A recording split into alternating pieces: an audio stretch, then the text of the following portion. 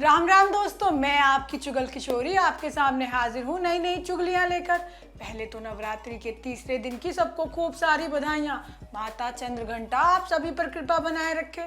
अब माता रानी का नाम लेकर शुरू करते हैं चुगलियों का सिलसिला। अनुपमा में एक फ़ोन आया है पुलिस वाले का। अब वो फ़ोन कुछ बड़ा झटका देने वाला है अनुपमा को और शाह परिवार दोनों को। झटका तो मालती देवी भी देने वाली है। कुछ दिनों में मालती देवी के अंदर की जो सास है ना, वो जागने वाली है। जबकि ये रिश्ता क्या कहलाता है में थोड़ी सी खुशियां क्या आती हैं, पहले मुसीबत पीछे पीछे आ जाती है। जबकि गुम है किसी के प्यार में सभी का सपना पूरा करने के लिए अब ईशान ने कमर कस ली है और तैयारी भी शुरू कर दी है। अब ये तो थी मोटा मोटी जानकारी, लेकिन पूरी जानकारी के लिए रोज की तरह आपको हमारा शो देखना होगा। तो चलिए आज अनुपमा के घर चलते हैं, जहाँ पर उसने नवरात्रि की तैयारी भी शुरू कर दी है।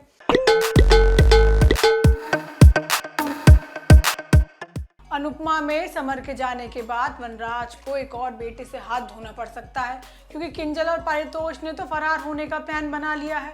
बताओ, जहां वनराज और अनुपमा को सबसे ज्यादा अपनी औलाद की जरूरत है, वहां बड़ा बेटा ही घर छोड़ने वाला है।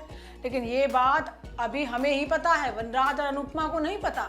लेकिन किंजल से तो हमें ऐसी कोई उम्मीद नहीं थी। वो तो घर में सबसे समझदार बहुरिया है, बिल्कुल अनुपमा की परछाई है। लेकिन क्या ही करें अनुपमा की फूटी किस्मत का। अब मालती देवी को भी लगने लगा है कि अनुपमा लापरवाह है, जो अनुज और छोटी को छोड़कर शिव शाह परिवार की चिंता में रहती है। आज के एपिसोड में होता ये है कि किंजल ने घर छोड़ने का पक्का मन बना लिया है। अब वो और टेंशन में अपने माथे को खराब नहीं करना चाहती। वो तोशु को समझाती है कि हमें जल्द से जल्द लंदन में शिफ्ट हो जाना चाहिए। लेकिन पारितोष का कहना है कि घर के हालात और पापा की तबीयत ऐसी नहीं है कि हम घर छोड़ सके। लेकिन किंजल पारितोष को समझाती है कि अब घर का माहौल पहले जैसा नहीं रहा। हर वक्त डर लगा रहता है कि कुछ हो ना जाए। अब मैं इस घर की जिम्मेदारियों से भाग नहीं रही हूँ, लेकिन मुझे हमारे भविष्य की भी चिंता है। अब तोशु भी किंजल की बात मान जाता है, लेकिन ट्विस्ट ये भी है कि पहले किंजल वहां जाकर बसेगी और पीछे पीछे फिर जाएगा तोशु। उधर अनुपमा समर की तस्वीर से बात करती है और बताती है कि उसने न्याय की पहली सीढ़ी चढ़ ली है और सोनू गिरफ्तार हो गया है। लेकिन अभी लड़ाई बहुत लंबी है। अब पाखी और तोशु ने मदद करने से इनकार कर दिया। बुरा लग रहा है, लेकिन उन लोगों को परिवार से अलग भी तो नहीं कर सकते। अनुज अनुपमा की सारी बातें सुन रहा होता है और उससे बात करने की कोशिश करता है, लेकिन अनुपमा दूरी बना लेती है क्योंकि उसे समय चाहिए। अब वह अनुपमा को कमरे में अकेला छोड़ हॉल में सोने चला जाता है। लेकिन ये बात मालती देवी को रास नहीं आने वाली। इसके बाद शाह परिवार से वनराज गायब हो जाता है। अब सभी लोग मिलकर वनराज को ढूंढते हैं। वह अनुपमा को फोन कर देती है और बताती है कि वनराज गायब है। अब अनुपमा को तो जाना होगा, लेकिन अनुज की तबीयत खराब है। अब मालती देवी को ये बात बुरी लगती है कि अनुपमा अनुज की तबीयत की चिंता ना करके शाह परिवार जा रही है। अब सवाल है कि वनराज कहाँ गायब है। अरे वो तो वनराज सोनू को मारने के लिए निकल गया है, लेकिन अनुपमा और अनुज वहां भी पहुंच जाते हैं। अनुपमा वनराज को रोकने की कोशिश करती है, लेकिन वनराज अनुपमा को ही धक्का दे देता है। भाई, वनराज के सर पर तो सोनू को मारने का खून सवार है। अब राठौर भी वहां पहुंच जाता है और वनराज को उंगली करता है जिससे सबूत बना सके। अब राठौर इस मौके का फायदा उठाकर उसका वीडियो बना लेता है। सुनने में तो ये भी आ रहा है कि उस वीडियो के बल पर ही वनराज गिरफ्तार होने वाला है। वहीं ये रिश्ता क्या कहलाता है में अक्षरा की कोख सूनी होने वाली है।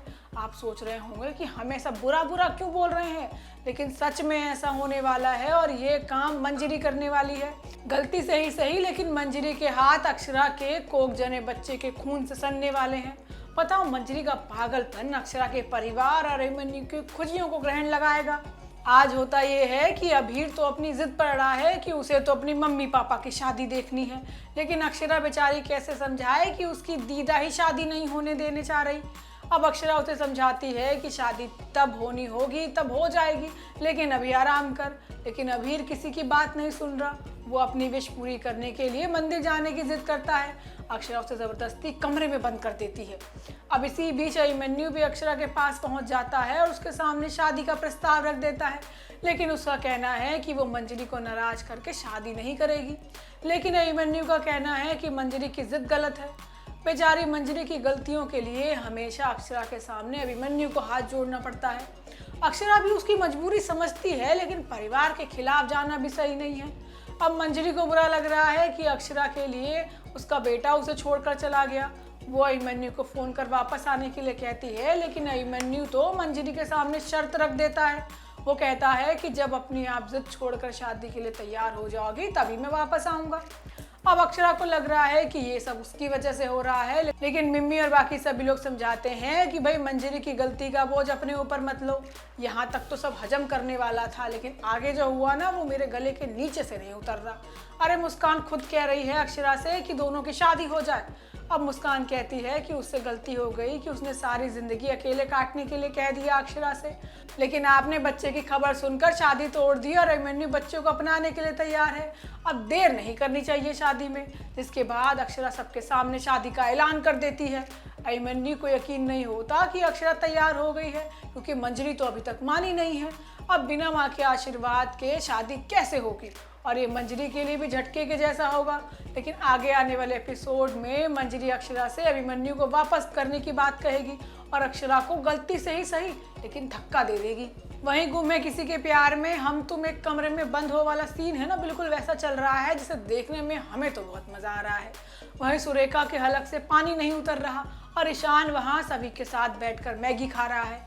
होता ये है कि ईशान और सभी एक ही कमरे में बंद है। सभी ईशान के सोने का जुगाड़ भी कर देती है, लेकिन दोनों बहस करने का एक मौका नहीं छोड़ते। अब कमरे में आ गया है चूहा और चूहे से लगता है ईशान को डर। अब सभी लेने लगी है ईशान के मजे। ईशान के डर को देखते हुए सभी ने चूहा पकड़ लिया है, लेकिन ईशान के चेहरे का डर देखकर तो हमारी भी हंसी नहीं रुकी। मतलब आज के एपिसोड आप देखेंगे ना तो आपको खूब मजा आएगा। लेकिन इसके बाद सभी अपनी दुख भरी कहानी सुनाती है कि कैसे उसके माता पिता की मौत हुई और उन्होंने आईपीएस बनने का सपना देखा। अब ये बताते बताते सभी के आंसू झलक पड़ते हैं और ईशान को भी बुरा लगता है। सभी ये भी बताती है कि कैसे ईशा ने उसे शादी से बचाया। वहीं दूसरी तरफ शांतनु और शुक्ला ने मिलकर ईशान को ढूंढना शुरू कर दिया है। उन्हें इतना तो पता चल गया है कि सभी और ईशान साथ हैं। अब ईशान खास तौर पर सभी पर ध्यान देगा और उसे पढ़ाकर आईएएस अफसर बनाएगा, क्योंकि भाई सभी ने इतनी दुख भरी कहानी सुनाई है और हमारी सभी पढ़ने में भी लाजवाब है, तो मदद करना तो बनता है।